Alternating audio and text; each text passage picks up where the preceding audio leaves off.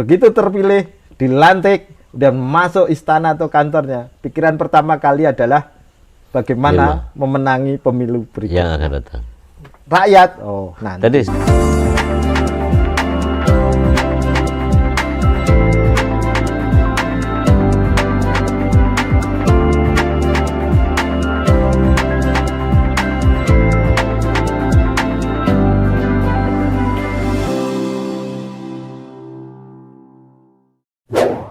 Sobat, jumpa lagi dengan saya, NHS. Dalam Gazebo NHS, saya akan berbincang dengan orang lapangan, orang LSM, wajahnya wajah rakyat. Saya akan sapa Sabto Widodo. Jawa banget. Jawa banget, sama dengan Pak Joko Widodo. Widodo, ya. Widodonya sama. Ya, dia tetap Joko, tapi saya 7. 7 ya. Beda nasib. Beda nasib. Oke. Ini kan gini Mas. Iya. Kenampakan alam Jawa Tengah. Iya.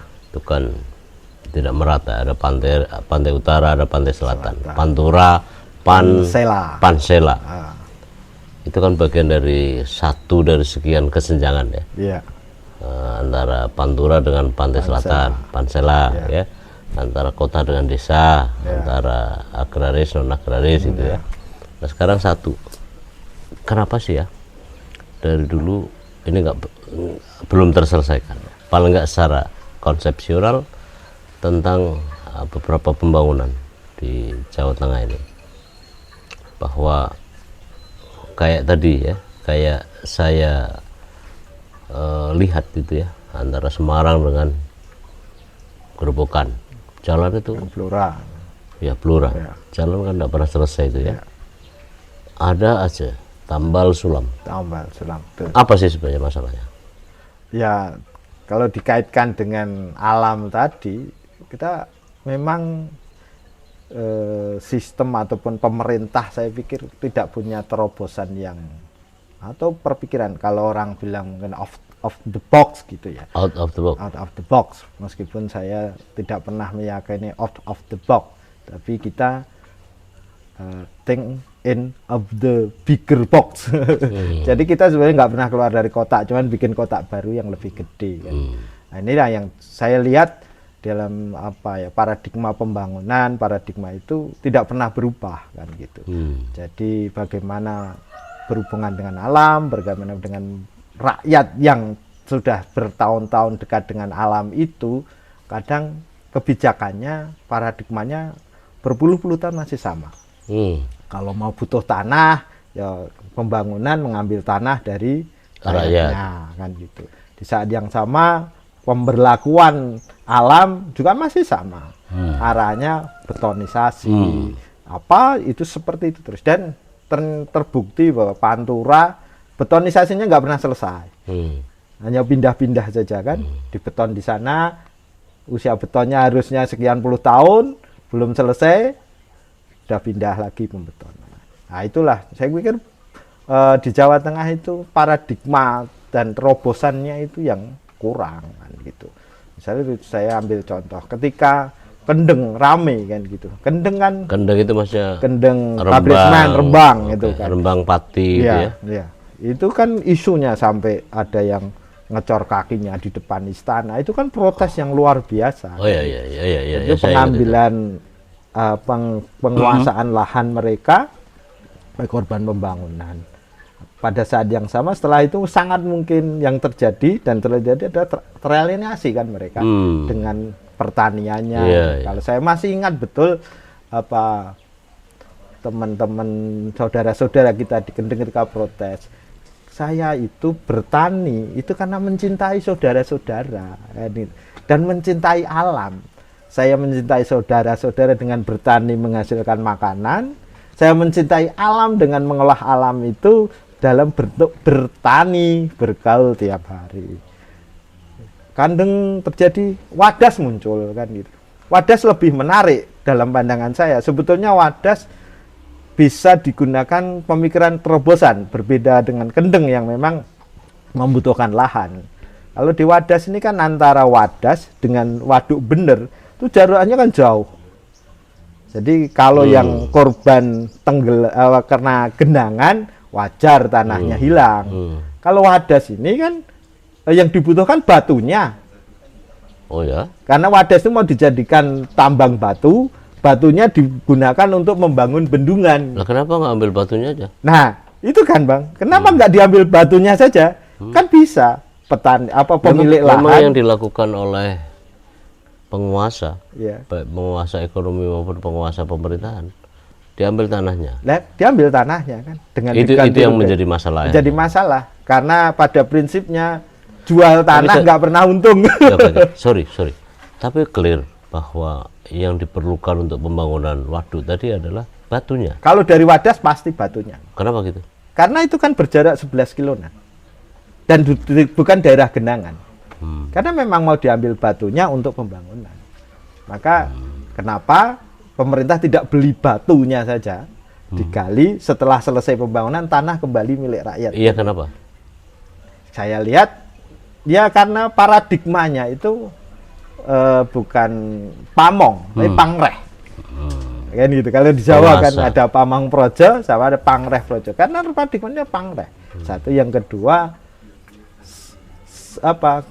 tidak memahami bahwa kekayaan sejati, misalnya seperti kata Adam Smith itu kan ya properti.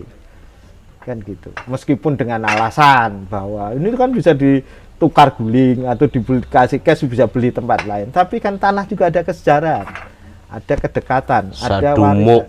Batuk sanyari bumi. Nah, makna tanah bagi orang Jawa begitu. Orang Jawa kan begitu.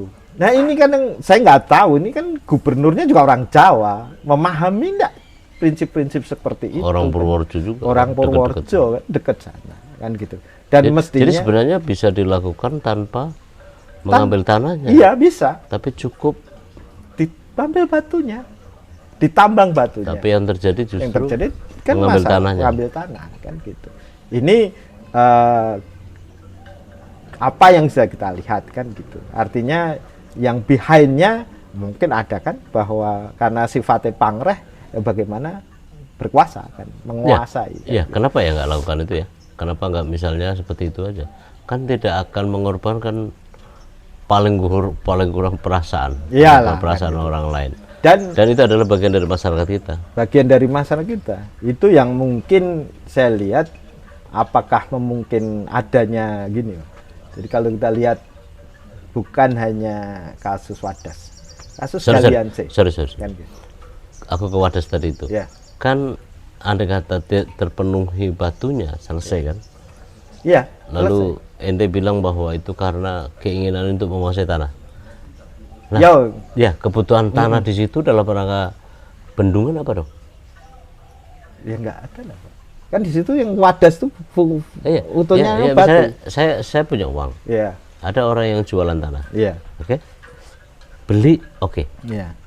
Dengan harga murah misalnya. Tapi kan bagi industri, bagi mereka yang kaya, beli tanah kan untuk investasi. Betul. Nah kalau gitu investasi apa misalnya yang inginkan oleh mereka yang membeli tanah? Kalau gitu kan tanah nggak produktif di situ. Nah, satu. Kalau saya sempat singgung Adam Smith tadi, kekayaan sejati itu ya tanah. Orang nggak peduli tanah mau apa, didiemin saja pasti nilai. Karena apa? Bumi tidak melar lagi, Pak. Iya. Artinya tanah tidak pernah bertambah. Sementara kebutuhan makin bertambah. Kemudian ada manusia lahir setiap saat. Artinya siapapun yang menguasai tanah, dia akan berkuasa. Yang saya tidak berselera itu adalah kenapa harus membawa aparat. Itu aja. Apakah rakyat itu tidak bisa diajak berdialog? Apakah mereka itu tidak mau untuk melepaskan tanahnya? Oke. Nah, yang ketiga, apakah mereka itu dianggap sebagai pengancam? Kan ketika diturunkan aparat keamanan kan harus diasumsikan ancaman. Ya. Itu bisa dibantah. Loh, kan tergantung jumlah. Ya. Kalau dalam jumlah besar kan pertanyaan juga. Kalau aparat suruh mendampingi ngukur tanah seperti yang disampaikan, kan enggak yakin. Oh. Karena bangsa kita itu kan sesungguhnya bukan bangsa pemberontak, Pak. Ya. nerima yang pandum itu nih. Iya, nerima yang pandum. Saking baiknya kita, Pak. Saya setahun yang lalu di Belanda ya. Iya. Begitu banyak gitu, artefak-artefak, bukti-bukti. Ya, jadi itu di Batavia Land, kawasan yang sudah dibangun museum besar di Belanda. Dan itu isinya itu penyiksaan, alat-alat yang menyiksa sama kita. Betul. Saya bilang bodoh sekali ya. Kita itu kita ke sana pakai tiket, masuk pun pakai tiket. Oke? Begitu kita masuk museum, yang kita saksikan adalah bagaimana bentuk-bentuk penistaan terhadap nenek moyang kita. Oke? Oke. Coba. Udah gitu kita bayar lagi. Lalu kita suruh belajar lagi.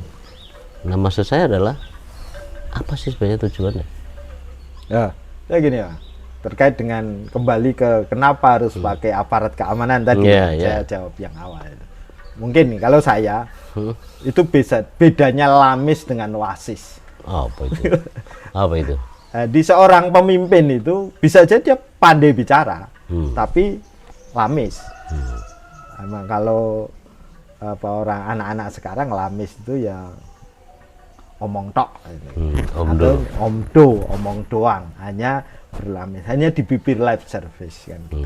Jadi tapi ada yang Wasis, jadi dia bicara karena dia memahami masalah, punya keahlian, punya ilmu.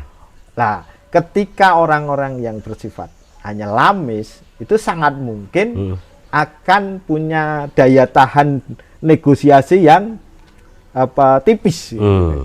Maka tidak sabarlah menghadapi mungkin ketidaksetujuan, protes. Nah, makanya hal-hal seperti itu yang terjadi. Karena kalau saya lihat kembali ke Wadas itu sesuatu yang sangat negotiable, bisa diambil win-win solution. Everything is negotiable. Betul. Kita kan dengar, ini bisa dikonfirmasi bahwa Sri Sultan misalnya, silakan bangun tol, awalnya menolak kan. Silakan bangun tol, tapi tanahku nggak saya jual, kan gitu.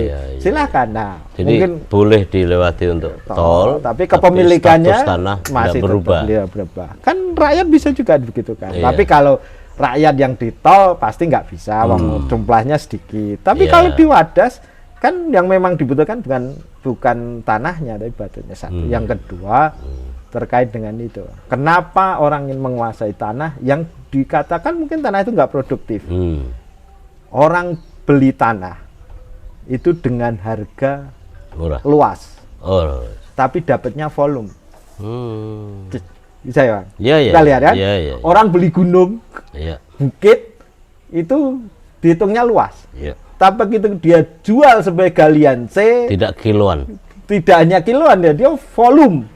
Jadi yang jual diukur luas permukaan, yang beli mendapatkan luas permukaan sampai sekuatnya dia ke bawah. Itulah fenomena galian C. Tapi isinya dia yang kuasai semua. Nah ya kan. Habis itu tanpa gunung, terbatas. Kalau di situ ada emas juga dapatkan dia. Nah, bahkan kalau tidak ada emas saja, tetap untung karena awalnya berbukit jadi rata, jadi kafling. Meternya udah Nah itulah kenapa tanah tetap aja menjadi suatu. Makanya saya lihat bisa jadi dibalik seperti kasus-kasus Wadas itu memang ada niat agar ada penguasaan tanah. Jangan dilupakan, bukan hanya Wadas, kita punya masalah Rob misalnya. Rob di Pantura. Sampai Gusmus sempat menyentil kan. Ini kayak nggak selesai bagaimana kan gitu. Itu tapi, yang Gusmus menyebut di Kendeng kan? Bukan, Gusmus ngeritik Rob Sayung karena beliau pas lewat. Itu sama itu. Iya. Kasusnya kayak jalan tadi itu. Ya, nggak selesai kan? Ya, sepanjang masa kan gitu. Masa kita tidak punya? Dan untuk memperbaiki ada. Tapi enggak pernah selesai. Nah, entahlah apa yang dikerjakan, never ending banget. Padahal kalau kita ingat ya Undip itu kan juga punya tokoh-tokoh ahli-ahli teknik sipil ya. Dulu di zamannya Pak Yutata dan murid-muridnya itu kan jago-jago lah gitu untuk menganut Jawa Tengah. Ada Undip yang bisa dikerjasamakan untuk mengatasi itu. Tapi itu tadi satu mungkin apakah ada agenda-agenda di belakangnya? Dan dengan teknologi sekarang, tanah yang sudah kena rob itu masih punya sertifikat yang dijual, ukurannya bisa pakai GPS, Bang. Iya. Tapi kan hanya orang yang duitnya, kekayaannya tidak terbatas mau beli tanah yang permukaannya air ya. Iya. Karena dia pasti bisa membangun, mungkin kan gitu. Tidak harus atas nama reklamasi, wong itu memang asalnya tanah daratan yang tergenang. Nah kalau gitu. Itu soalnya juga, kenapa akhirnya juga tidak bisa pembangunan itu diselesaikan? Satu, kalau saya ya, bahwa kepemimpinan eksekutif kita itu sangat-sangat berbasis politik. Nah, jadi saya ingat dalam satu filmnya kalau nggak salah White House Down itu ya, yang presidennya kulit hitam itu, kan begitu memenangi pemilu, dilantik, memasuki gerbang istana, apa pikiran pertama dari presiden atau pemimpin politik yang terpilih? Apa deh? Memenangkan pemilu berikutnya. Iya. Itu ya, yang jelas itu presiden. Friedman. Friedman ya. Jadi presiden ataupun gubernur begitu terpilih, dilantik, dan masuk istana atau kantornya, pikiran pertama kali adalah bagaimana memenangi pemilu berikutnya yang akan datang. Rakyat, nanti. Tadi soal Kendeng tadi, bukan Wadas ya? Sorry, ya Wadas. Tapi saya mau tarik ke Kendeng lagi. Yang pertama tadi, Kendeng bukankah udah selesai? Bahwa memang ada beberapa pelaksanaannya yang tidak dieksekusi apa gitu ya. Ada beberapa hal gitu. Tapi kan tapi nyatanya kan masih ada masalah juga. Iya. Tapi dibiarkan. Jadi inilah yang kalau di pidana ada crime by omission. Kalau crime by omission itu juga dia dipidana karena membiarkan kejahatan. Problemnya itu di politik kita itu nggak berlaku. Harusnya ketika pemimpin membiarkan masalah nggak selesai itu ya nggak terpilih lagi. Itu sih banyak faktor juga Pak Sabto. Satu diantaranya yang paling kita harapkan sesungguhnya kan pemilih. Iya. Di perguruan tinggi saja pemilih itu ya sama juga dengan di lapangan. Padahal kan orang memilih orang kan karena ada nilai pada orang itu. Iya. Karena orang itu akan membawa nilai baru. Ya. Jadi yang status quo dan non status quo. Ya.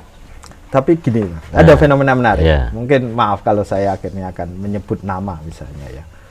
Ini ada 2 kasus, misalnya di DKI. Oke. Di DKI waktu Pak Jokowi terpilih jadi gubernur DKI, itu kan hanya menjalani berapa tahun? Nggak ada 2,5 tahun, nggak ada setengah periode, karena ternyata Ahok bisa jadikan itu. Jadi kita masyarakat itu bisa dengan legowo. Padahal kalau kita cermati, seorang pejabat publik itu kan kalau dilantik itu istilahnya janji dan sumpah. Janji jabatan. Kalau janji itu kan terkait dengan antar manusia. Orang yang tidak bekerja menjalankan amanahnya dengan berbagai retorika itu kemudian dinaikkan beban amanah yang lebih tinggi. Kemudian ada lagi, misalnya kasus, saya lihat potongan video quick and answer-nya di Metro itu. Kalau orang mengakui masalahnya, mestinya kan ya sudah, inilah batas saya, kan gitu kan? Ini kan masalah. Kalau saya ini indah dan yang masalah lagi itu diterima, buktinya popularitasnya tinggi. Kalau orang sama-sama nggak bener kok. Oke, thank you Mas Sabto. Sobat, kita akan suah di kali kesempatan.